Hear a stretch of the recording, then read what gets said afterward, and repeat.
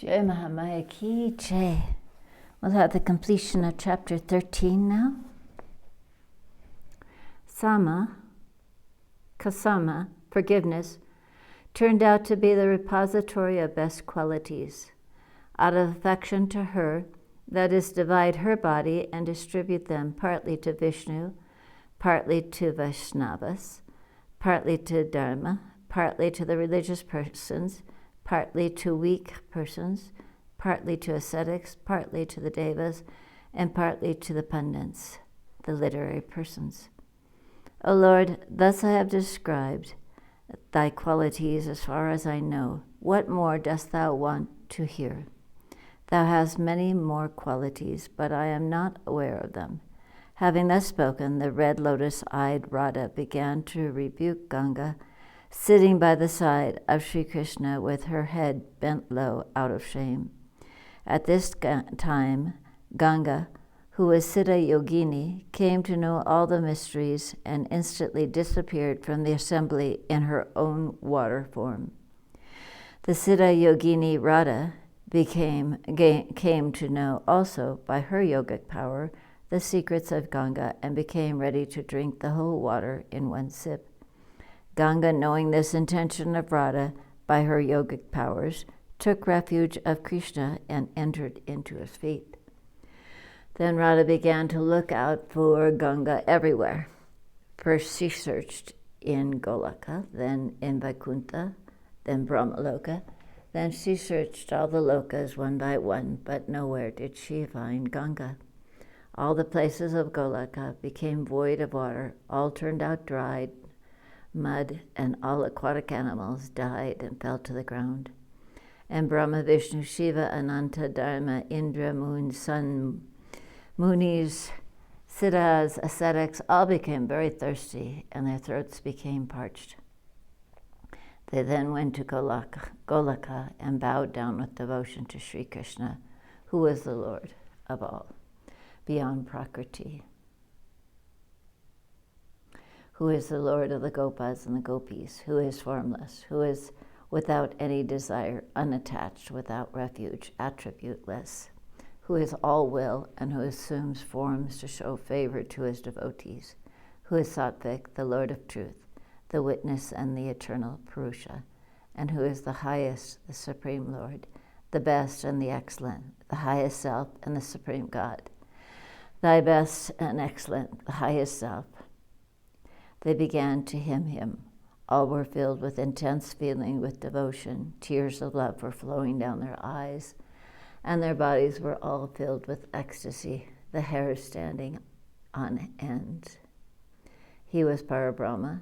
The substance was made of transcendental light, who is the cause of all cause, who is seated on a wonderful throne, who is being fanned by the Gopas, who is seeing and hearing with great delight and smiling continence the dancing and singing of the Gopis, who was residing in the heart of his dearest Sri Radha, who was the perfect, all-pervading, the Lord of the Rasa circle, the Manus, and the ascetics all bowed down to Sri Krishna. No sooner they beheld him. Joy and wonder at once caught hold of their hearts. They then looked at one another and gave over to Brahma the task of communicating their feelings. The four-headed Brahma, with Vishnu on his right and Shiva on his left, gradually came in front of Sri Krishna. Wherever he cast his glance in the Rasa Mandalam, he saw Krishna full of the highest bliss. All have turned out Krishna. Their seats were all uniform, all were two-armed and with flutes in their hands. On everyone's neck in this forest garland, the peacock tail was on the top of everyone's crest, and jewels were on their breast. The forms of all of them were very beautiful, very lovely, and very peaceful. No difference at all between them, whether in form or in qualities or in ornaments or in radiance, in age, in luster. In no respect, no one was inferior to another. No one was imperfect, no one was deficient in lordliness. It was indeed very difficult to make out who was the master and who was the servant.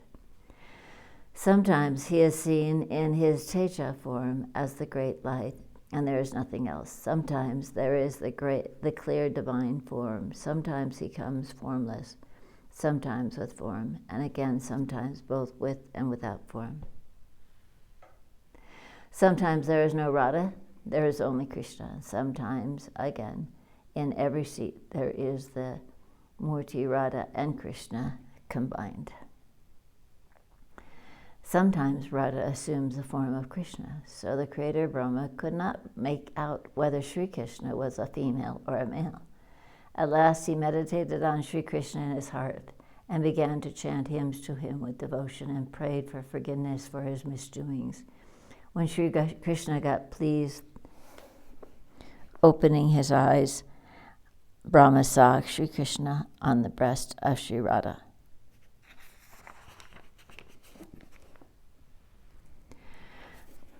There were his attendants on all sides and the gopis all around. Seeing this, Brahma, Vishnu, and Maheshwara bowed down to him and sang praises. O Brahma, is it all well with you? O Lord of Kamala, come here. O Lord Shiva, come here. Let all be well with you. You all have come to me for Ganga. Ganga has taken refuge under my feet out of fear for Radha. Seeing Ganga by my side, Radha wanted to drink her up.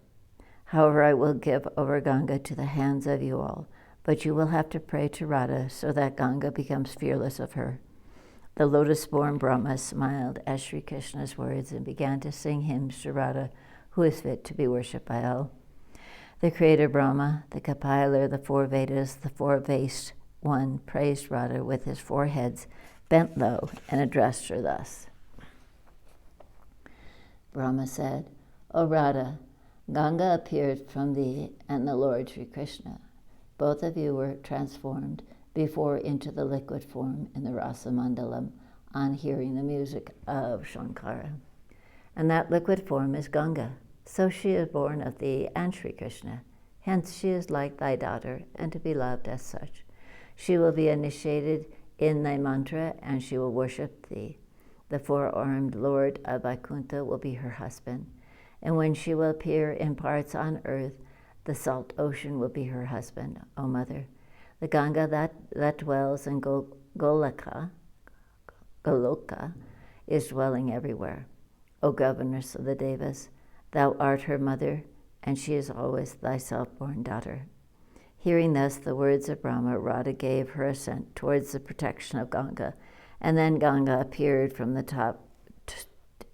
toe tip of Sri Krishna. The liquid Ganga then assumed her own form, and getting up from water was received with great honor by the Devas. Bhagavan took a little of that Ganges water in his Kamandalu, and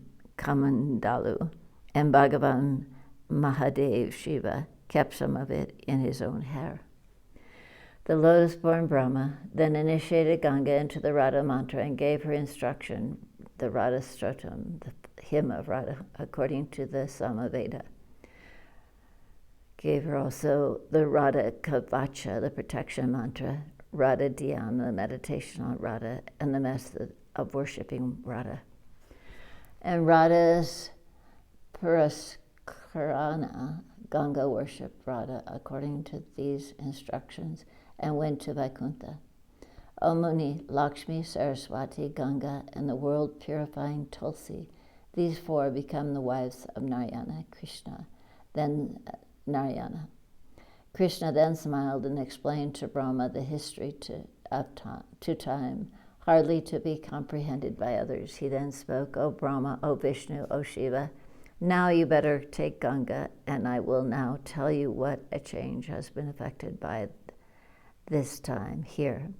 You, the three Devas, the other Devas, the Munis, the Manus, Siddhas, and other Mahatmas that are present here are living now. For this region of Goloka is not affected by Kal, time. Now the Kalpa is going to expire. So in the other regions, then, Goloka and Vaikuntha, the Brahmas, etc., that were existing in all other universes have all not dissolved in my body.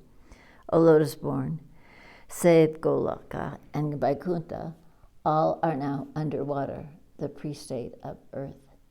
Better go and create your own Brahmandas, and Ganga will go to that newly created Brahmanda.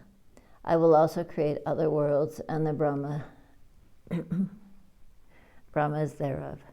Now you all better go with the Devas and do your own work respectively. You have waited here for a long interval. As many Brahmas that have fallen all appear again. Thus saying, Sri Krishna, the Lord of Radha, went to his inner chamber. The Devas also instantly retired from that spot and engaged themselves earnestly in the creation work. Ganga remained as before till then in the region of Golaka, Vaikuntha, Shiva-loka, Brahma-loka, and in other places by the command of Sri Krishna. She is named Vishnupati because she appeared from the feet of Vishnu. Thus I have described to you this pleasant, essential story of Ganga leading to liberation. What more do you want to hear? Say. Here ends the 13th chapter on the anecdote of Ganga in the 9th book in the Mahapuran Srimad Devi Bhagavatam of 18,000 verses by Maharishi Veda Vyasa. Jai Mahamaya ki jai, Vishveshvari Mata ki jai, Bole Baba ki jai.